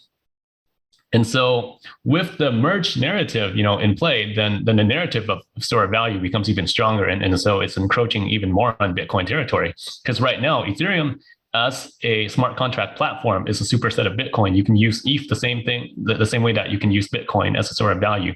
And so with deflationary tokenomics, you know, now you have like this thing that's being used by everybody, you know, and so the use case holds up its value, just like how Bitcoin was able to find its use case through the dark net market at first, you know, just to hold value. So with that superset and the network effect, I can only see like one ending to this, and that Ethereum will become the dominant store of value. So those are the implication of the merge. So how I see it playing out, the merge at first, you know, it's not going to like spike prices. There's going to be like a buy a news and buy the rumor and sell the news event. And then before the merge, there's $10 million of sell pressure, from new Ethereum being minted. After the merge, there's going to be negative $2 million of selling pressure. And why is that? Because the issuance drops, but the burn rate is still the same. So with further usage and demand over time, as more smart contract gets deployed, that burn rate will become more significant. So with that negative issuance, Ethereum is getting more rare, it's getting more usage. And so what does that do? Numbers go up. It won't be obvious, because if we use like the Bitcoin halvenings as an example, in 2012, in 2016, and 2020, the market doesn't realize the supply shock right away. It's going to be like a slow seep. So that's what I expect to happen with Ethereum, but even in a more drastic way, because it's the equivalent to 3 halvenings, and now supply is going negative. Sorry, Tetra, could you just clarify, because I heard you say this, but you said the buy the rumor, sell the news a little bit earlier. Were you saying that in reference to the merge specifically? Like you think that might happen in September or whenever it happens? Yeah. So basically, you got a lot of market makers and degen traders leveraging up right now. And so they're looking for a quick 25% to 50% gains, and then just leave, because they don't freaking care about the fundamentals, right? So it's going to be those people would sell when it happens, sort of thing. Yeah, or maybe the week before, front run. So that's up to the market. When it comes to market pricing in crypto, in general, short terms, it's always market manipulation and just speculation and overreaction, on the way down. So speculation on the way up, overreaction on the way down. But long term, it becomes a market discovery voting machine. So it's a weighing machine. So short term, market manipulation; long term, weighing machine. That's some Warren Buffett right there, man. Or was that Munger, or was that Benjamin Graham? One of those. You mentioned that you're a Buffett guy. Yeah. I mean, all it is just research, buy, and hold. For me, that can be a time span of years. For my seed investment, I usually don't sell my seed investments. No, it's because I don't know, past a certain point, so the reason why seed investors, or project founders look for me, is because I don't sell their stuff, I'm not 3AC where I can be caught dumping in the open on top of retail, because my overhead is basically one person, and I don't have any bottom lines or any quarterly reports to report to. Yeah. And so I just recently burnt 2% of the token supply in Dopex. So they can see it on chain. And I told them that I was going to do it, and it would have been life-changing money for most, but for me, it's just a move on the chessboard. That's it. So you like Buffett other than the fact that he hates crypto? Yeah, I mean, Buffett is a great investor, there's a lot of really smart people, but they become absolutely brain dead when they hit crypto, because it's not the same thing that made them rich, and it has different underlying principle and different trust assumptions. In crypto, the trust assumption is not in an entity, but the trust assumption is in a smart contract. So you're delegating the trust that someone is not going to rug you to the developers, right? Because there's still a layer of trust assumption. It's just structured differently. So think about this. In finance, you're trusting entities and individuals not to rug you. But in crypto, you're trusting the smart contract to execute what it said it does, And most of us, even those of us who can read code, cannot read every single line. And even if we read every single line, there's some fine print or buggy stuff that completely makes the smart contract rugged. So you're trusting a set of eyes of both the skills of the developers and a set of watchful eyes, to watch any discrepancy in the smart contract. So that trust structure, it's there, but it's just structured differently.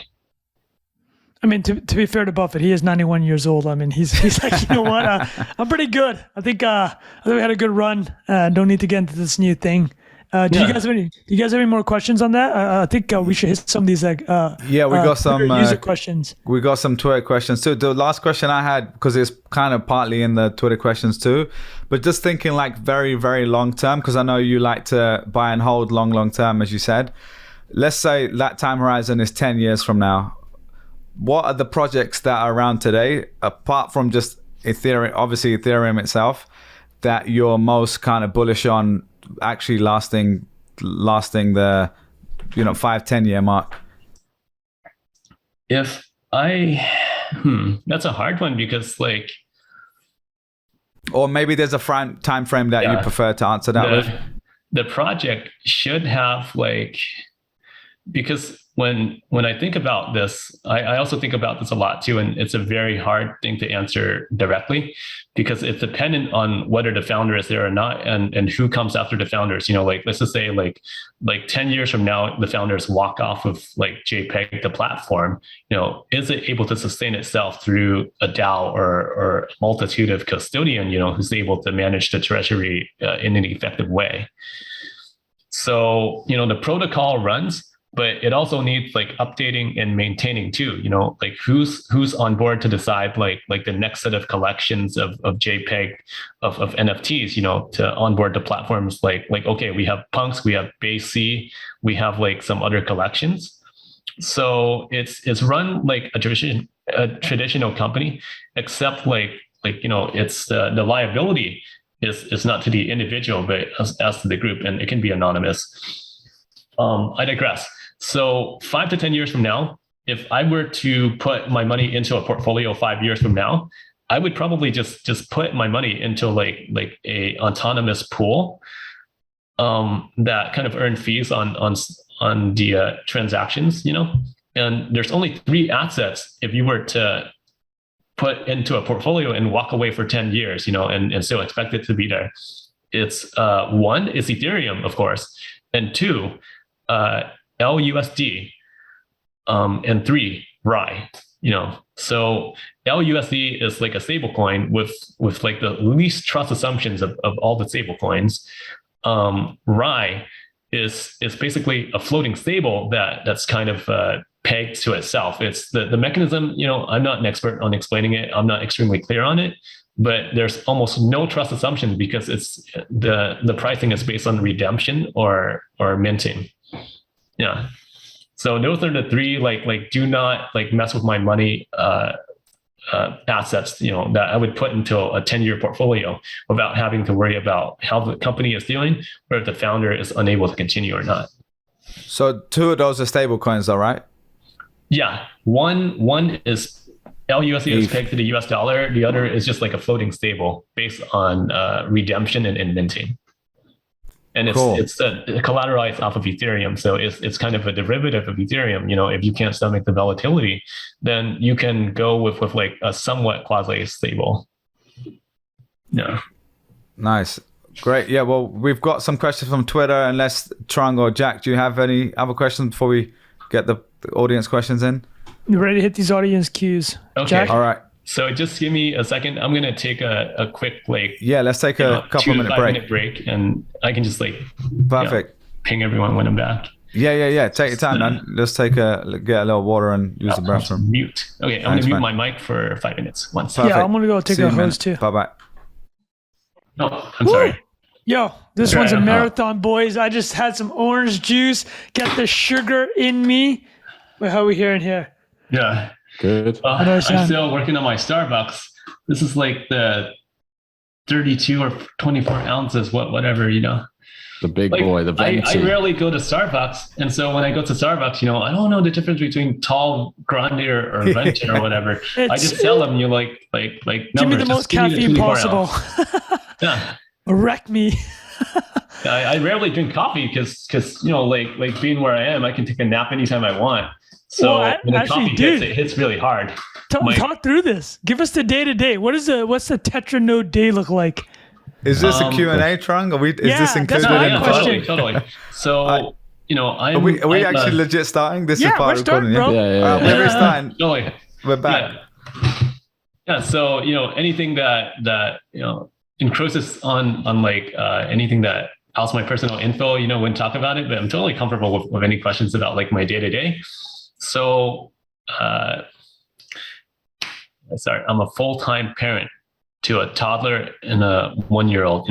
When you have like two kids with a lot of energy, that is a workout by itself, So, I take them here and there, I also go and explore crypto. So my time is spent on a screen, just like a full-time employee, but I can just like switch projects anytime I want. I can walk in and out. When I say that I'm retired, and looking at the amount of work I put into crypto, I don't know what the term is, but I can walk away anytime, like I said, but I'm just compelled to come back and kind of control the entire space, So it's not like I have to go to work, but in my mind, I must do it. Otherwise, the space isn't going to turn out the way that I want it to, Tetra, you're big into decentralization, obviously, and you mentioned it. Yeah. Is there some tension there with someone controlling this space? Tension with someone controlling the space. I wouldn't say like tension with someone controlling the space as much as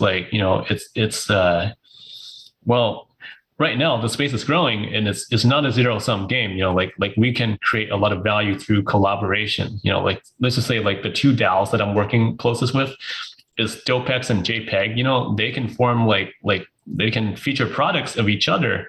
Like Dopex can create like some options and calls on JPEG's like US dollar yields, that would create a market for them. And JPEG can onboard like certain like Dopex NFTs, or collectibles that can be monetized, So we may or may not be working on that. So maybe I'm leaking stuff that I'm not even supposed to, or maybe I can just conjure it out of thin air because like I'm the advisor. Right.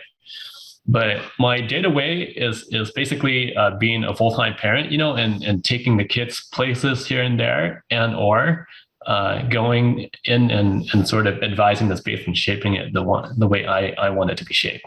Right. And it always comes down to max trustlessness and decentralization. Right now, the biggest problem facing every single DAO right now is that our whole system, is dependent on USDC or USDT, either of those two. And it's very dangerous because at any given time, like the circle, the organization circle behind USDC has to obey by OFAC, because it's a national security concern. So their hands are tied. What happens is, what happens if the second wave of letters is given out and these are the address under sanction? It just happens to be like some of the DAO's treasury. So it may or may not happen, but it's a tail-end event that we all have to consider. So I'm advising everyone to go into stablecoins with the least trust assumption. And that's the only way that the space can move forward without having like another CDFI meltdown, because USDC is CDFI. Yeah. Got it. I'm going to pull out some of these from Twitter, and if there's anything you want to skip, let us know, but there's nothing too crazy in here. This was asked in 17 different ways, but I'll just ask from River Salop. Asked price prediction in 10 years for ETH, and there's a few iterations of that. And again, I will preface this and say the podcast is called Not Investment Advice. Yeah. But your answer to that? Not financial advice, just a bet with my own money. 6-figure Ethereum, in terms of USD. Pretty plain and simple.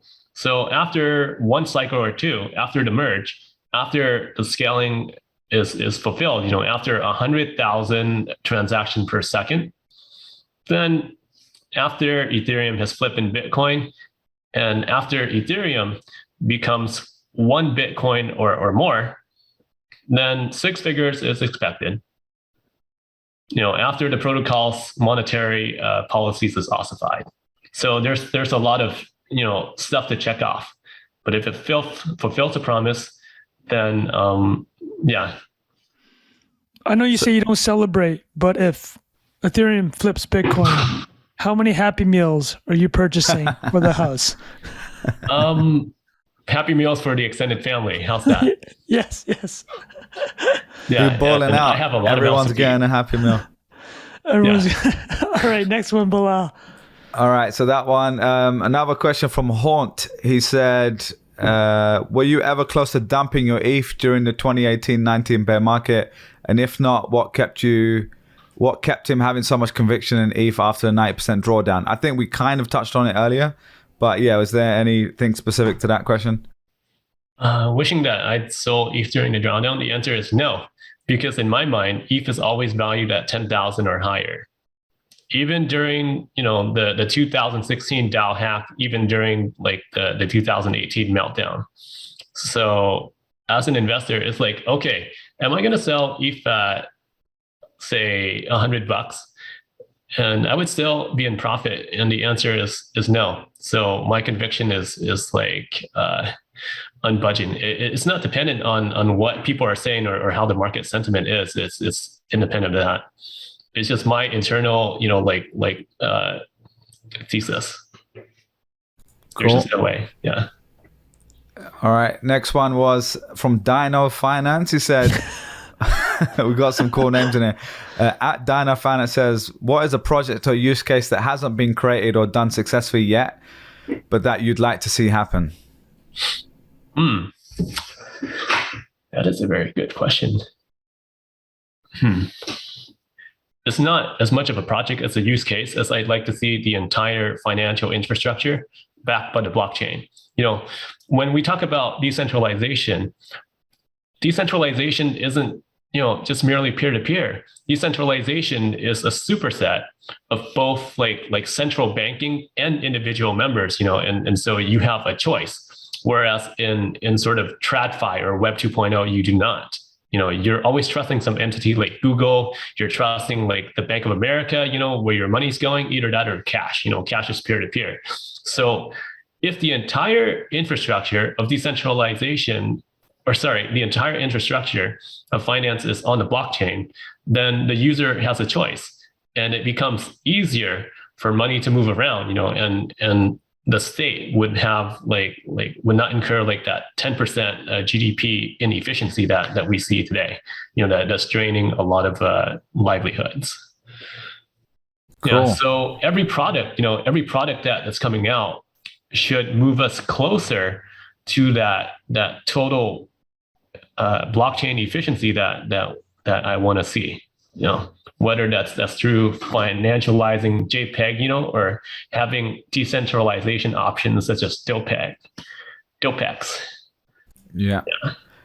Can I ask a quick follow-up question to that? Because I think a lot of the biggest crypto people I've spoken to, including yourself and Michael Saylor and others, well, I think the first thing you will obviously always talk about is decentralization, because that is the premise of the whole space.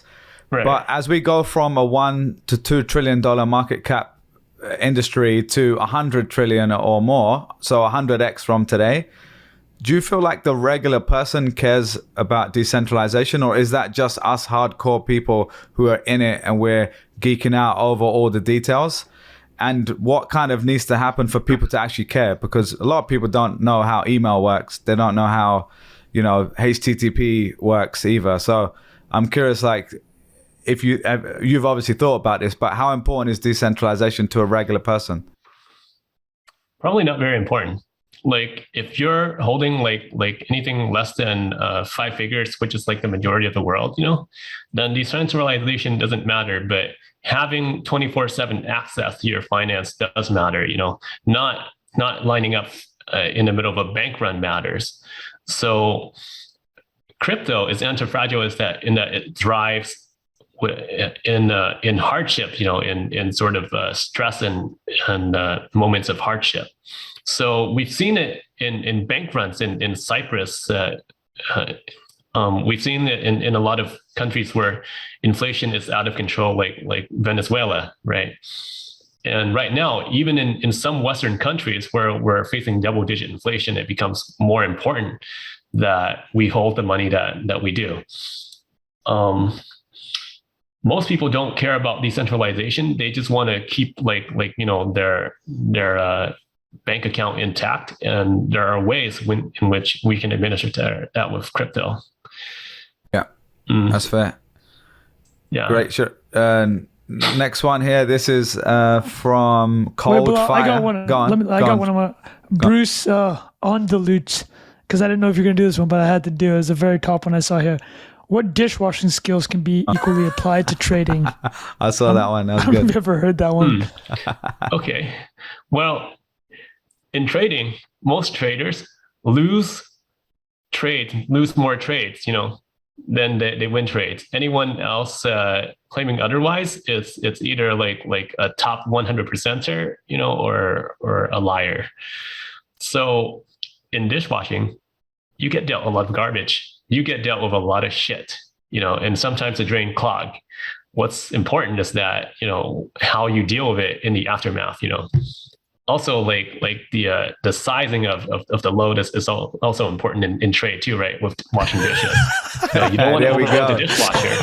Otherwise, it's going to clog up the drain even more. It's going to clog up, and you're going to have to deal with hot steam and people's food in your face. Sounds like a book in the making, man. Yeah, I was about to say, Bruce probably thought it was a joke. It's like, no, Tetra's thought about this. Well, Tetra, I wanted to add to your point about the trade. So Jim Simons, considered by many to be the best hedge fund trader of all time, Renaissance Technologies. He's doing like 50% a year for 2 decades. Also had problems with the IRS, but that's neither here nor there. He said, you can build $100 billion fortune, which is what his hedge fund obviously did, by only winning 50.7% of trades. So a little over half. But every single time you win those trades, you're 100% sure you're going to win. That's how they did it. Although some people think there's some sketchiness, but I think Renaissance is pretty next level. But we watch billions, man. We're not people be in the field counting sheep. And all that crazy stuff. Yo, Renaissance Technologies don't need to count sheep, man. They got something crazier than that. What other questions were there? This one was from Cold Fire. Asked, what was your biggest win in 24 hours? I'm assuming that means some sort of trade or, upside in buying something. Biggest win in 24 hours. Well, I have kids, and my kids are my biggest win of all time. There we go. We go. Drop the mic on him. Yeah, he thought it was going to be financial or a trade, right? My kids are great. Like they have a lot of energy. They're. I'm very happy when I see them, and just Fair answer. All right. Similarly, a more specific one. I got one here. I got to shout out my boy. Sorry, Bilal. Go on. My boy Bruno Faviero, who I used to work with at Kensho Technologies, writes, "What's your most contrarian trade that you've ever done?" That was the one I had too. Yeah, perfect. There we go. Yeah. That's a good question. Yep. So which one was... Hold on. Let me define contrarian. Just to make sure it's like you really went against the grain. So let's just make that explicit. Okay. So it was during like the mini correction right before the sort of Ethereum 2.0 upgrade in 2020. Even the biggest trading firms were saying, Bitcoin to 20K and Ethereum down to 300. And so I publicly said, I'm going to counter trade you. And so I did. And so the payoff was after it reaches 3,000 later, my trade was vindicated. So my trading is based on my internal sort of investigation. It's not dependent on external entities. So I will, go in my direction, and sometimes it will coincide with what the masses think.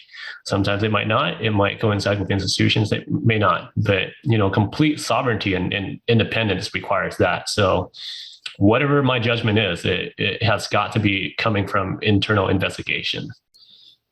So that's why all the entities sort of I'm able to recruit a lot of different entities into my private group, right? Because I'm an actor of one, I'm not associated with anyone, and I have a long history, a long track record, and the incentive is that I'm not going to rug anyone, because if you've seen it on a blockchain, I haven't had to change my lifestyle. And so I haven't had any Lambos to flash, I'm an operator. So whatever it is, after after a certain sort of living standard, I pour everything into the space. Yeah. This one was something we kind of touched on earlier, but I think it'll be interesting to get Jack and Trunk's take on this too. But this was Faz, Phaaz. How many people have run the Tetra account? I'm assuming it means Twitter account. Right. You don't have to answer that. Yeah, how do you think about visual storytelling and personal branding on social? What are your thoughts on pseudonymity? Yeah. So I can't even say the word right now. This is good. Currently, and what role will it play in the future? I completely butchered that word. Yeah. But so maybe the two parts are, quick one, has anyone else run your Twitter account? And then we can expand a bit more on storytelling and that part. Yeah. Okay, so starting out with like personal branding, like I started as like a shit poster on 4chan, so I like to treat my public Twitter as some people treat their Twitter as like a LinkedIn account, and to network. I just treat my Twitter as like a 4chan rest stop. So I will post all kinds of things on there, and if anyone accuses me of like, hey, you're sexist and racist, that I tell them, and I consider like those things like personally, like from an image point of view, I'm just a villager, and villagers will make all kinds of stupid and lewd jokes, like if you're a city dwelling folk, and you're kind of aware of this social movement and this social movement, fuck that, like the whole point of crypto is to become uncancelable. And so I'm a test case for that right now. Like, okay, you can accuse me of this and that, but what are you going to do about it? And so I'm staring in the face of like these things and the woke movement and all the powers that be. And I'm saying, this is absolutely ridiculous. I'm going to go my own way and I'm going to create my own brand. And it may not be what you disagree with, but it's a free market. So either block me or move on, and some people are just like, wah. Just shut your whining, just move on. So that's the whole gist of it. The whole gist of my branding is, it's a free market, deal with it. So I have artists, creating stuff for me. I collaborate, and my account is with multiple people because I want, like, sometimes for people to discern like what's being posted and what's being posted by me or what's being posted by someone else, and that allows me a certain degree of freedom and anonymity, where I can say, oh, that's not me, or that's sometimes like me. So having multiple people on the account, like some people like think Satoshi as a group, and they may or may not be right, but we'll never know the truth. So that's the same thing with Tetranode, like the next time you go in a Tetranode interview, it might be someone else. Ooh. Oh, that's what I was about to ask. Yeah, is there more than one? The real Tetranode? You never know. Maybe I'm the spokesperson, like it's always good for someone like me to have a decoy. All right, so this ties into the pseudonymity then. So, I mean, you've actually expanded the idea of pseudonymity here. You're saying like this avatar could be multiple people, could be anything. Yeah. Like I'm not afraid of being doxxed. It's just like it's an irreversible thing, and I prefer to be anonymous because like I said before, there's people much higher and more significant than me who's doxxed. So yeah, the you might even say the richest person in the world posts memes all day on Twitter. Like I'm not doing anything wrong. I pay my taxes and I'm living like a quiet life. So there's nothing for me to hide. So that's why I'm able to just I'm fit to lead. Yeah. Okay. Tetra, could I ask a question that I wanted to ask way earlier, which relates to this? And again, I know whatever you're happy to share, because I don't know where you live. I don't know what country you're in, but I can hear you. It sounds like you've got an American-ish accent as well. So my question is around, we talked about like worst case scenario, doomsday, government seizing your property sort of vibes a bit earlier. And I was curious to get your take on where you choose to live. And like, do you have any fears of, again, without revealing your location necessarily, with the US specifically, because that's where Me and Jack live there. Obviously, Trung lives in Canada. Right. I'm curious of your take specifically on the US because it is still the world superpower, and I'm curious if you mentioned the WAP movement and the political stuff. Would that ever make you think I don't want to be in America if you are? Like as bad as I criticize like what like the culture and the policies are happening in America, it looks like it's a lot worse like in certain other parts of the world. Like if you look at Europe's and their invasion of privacy, and their encroachment on citizen rights. So I think ultimately the US is like the last bastion, of freedom that if it comes down to that, we're the last bastion of freedom. And if we do not fight for that, then there is no place in the world that we can run to, like that's, I could be wrong, but the other part is that if we go to war, we got to find a place where nukes don't fall on us. And I don't think the US would be like a safe place, I would have to do my research on that. All right, fair point. 2 points, like the freedom of expression, the freedom to privacy. The US will be the last bastion, before everything falls to a global totalitarian, entities like the World Economic Forum. The other is physical safety. Let's just say that we're going to war, then I don't think the US, is a good place because you better find a place where fallout, and that's probably in the southern hemisphere. Yeah. No, I was just gonna say America is like the perfect island. It's very difficult to attack, but obviously the coast will be hit in a nuclear exchange. Let's hope that doesn't happen. But I also have like a comment too. Like the same sort of mentality that resists like COVID vaccines. And don't get me wrong, I'm vaccinated for COVID as well, and I think that's a legitimate concern. But there is something in that sort of rugged individualism in America, that keeps us from falling into a tyranny, right? The same sort of mentality that we don't trust the authority is going to save us in the very long run. So I think that there's an element of anti-fragility in that, and that cannot be ignored. Yeah, America has been able to reinvent itself a number of times in its 250 plus years. Guys, I'm gonna have to boogie. Yeah. Can we do one last question each? No, I was gonna say that those are the two questions pretty much done anyway. So if you have any other questions, you two can ask. Or Tetra, if you have a question for us, you're also welcome to ask as well.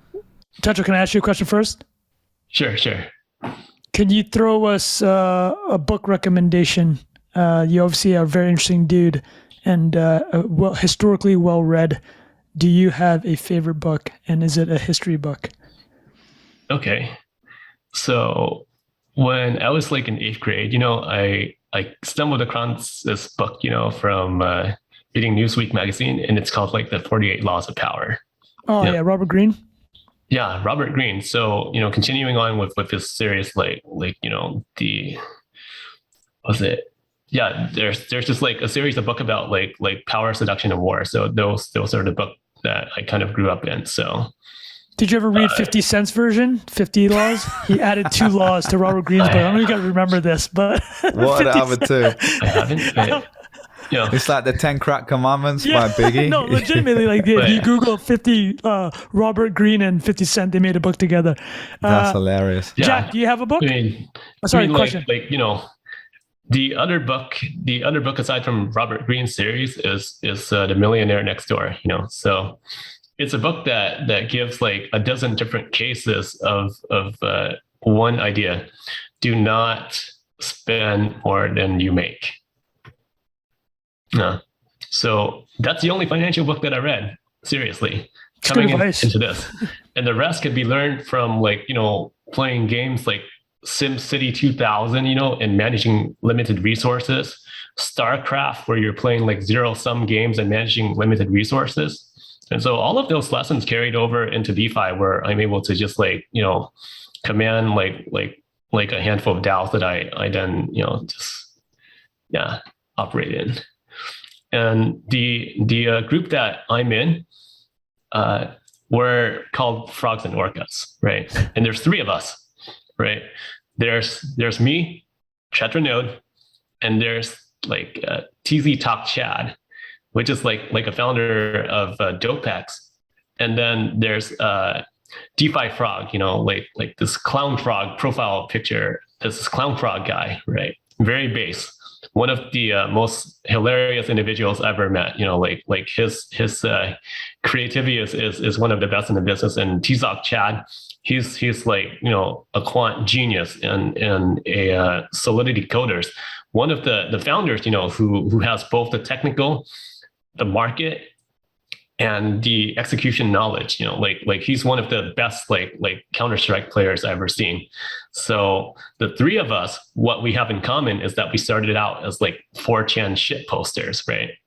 And we kind of met on Twitter. It was like like we're bound to meet, given that and then we're all financially independent, so we're well off enough. We're not going to create like protocols that rug the customer, and we're very honest and upfront about our dealings. Like for me, $1 is $1. You do not like mess with that.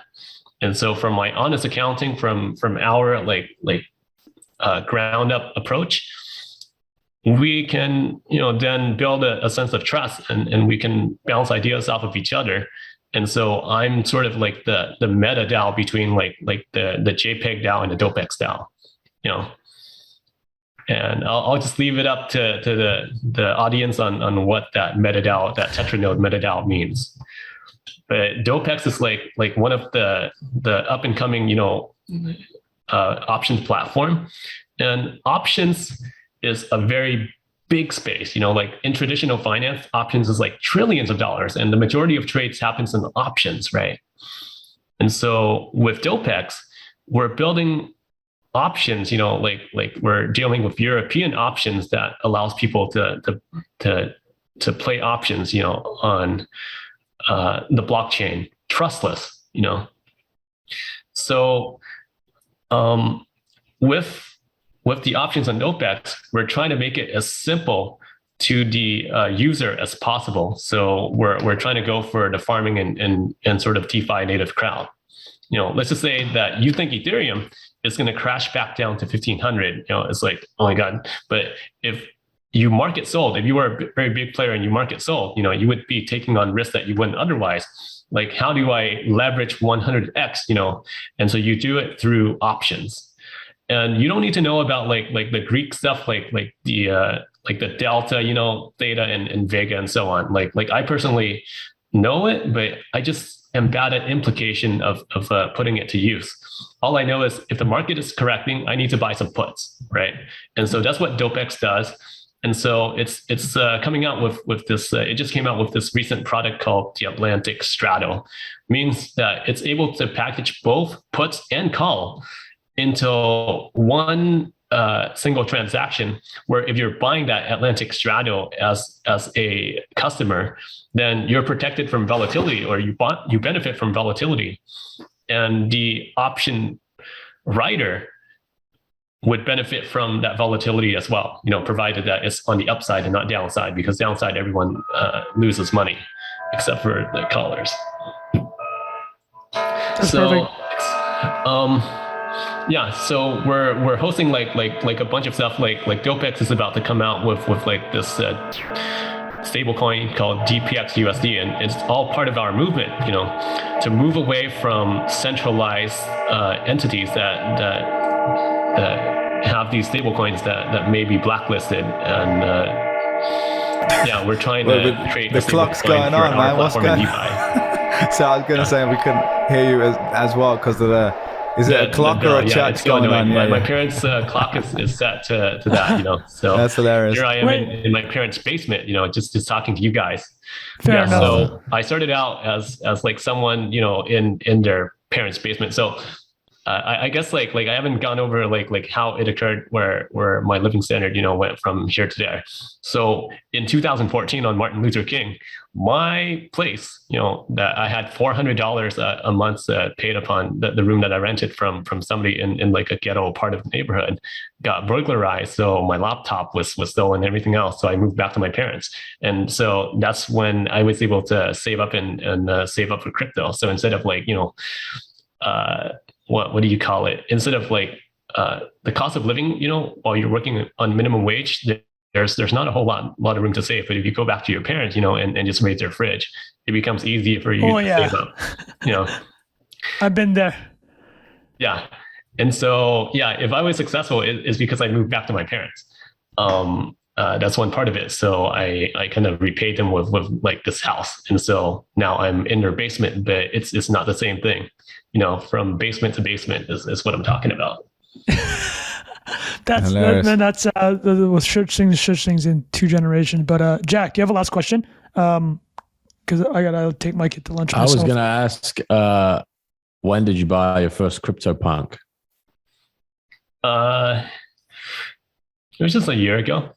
I mean, like I got the CryptoPunk, and the price is very high, but I liked it, so I'm not selling it. So it's partially like there's an attachment to it after you buy it too. It becomes you. It's really hard to explain. I know it very well. Jack's got a couple, I think. They're very emotionally attached objects, despite the media FUD we're exposed to. Yeah. I mean, like, the CryptoPunk gets priced because everyone is like saying, we're not going to sell it, below like a certain threshold and you can't have this, so CryptoPunk is all about like NFT in general is all about status seeking. So if you're having this profile, and everyone else has this profile, and if a celebrity has this profile, then you're part of an exclusive club. Right. That's what CryptoPunk is. Same thing with Base C. You see Eminem having like a Bored Ape, and you see like some, I forgot like what's a basketball player names, but you see like a couple of like basketball stars, having it. You want to have it too. So they were very good. Base C was very good in distributing like some of their NFTs to celebrities. But the attention economy is amazing, and I think that's definitely, we can make it into DeFi. It's part of DeFi, an extension of DeFi. Love it, man. Holy smokes, man! That was marathon. Tetranode, this has been amazing, man, and thanks for coming on. This is definitely, I think, the longest one we've done, right, boys? This is the longest one. Well worth it. I think Saylor was close, but we've gone over the Saylor one, so.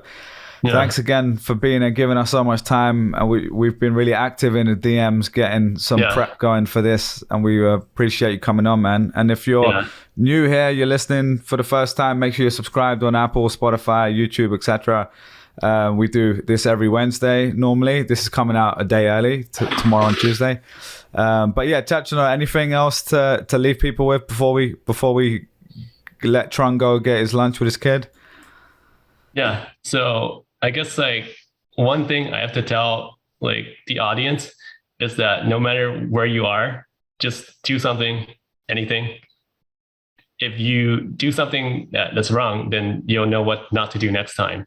But ultimately, just do something about it. If you can't, if you don't know what crypto is, then you can go back and learn like basic math, from there. You can learn like algebra, and from algebra you can learn like the upper stuff, and eventually hit it into cryptography.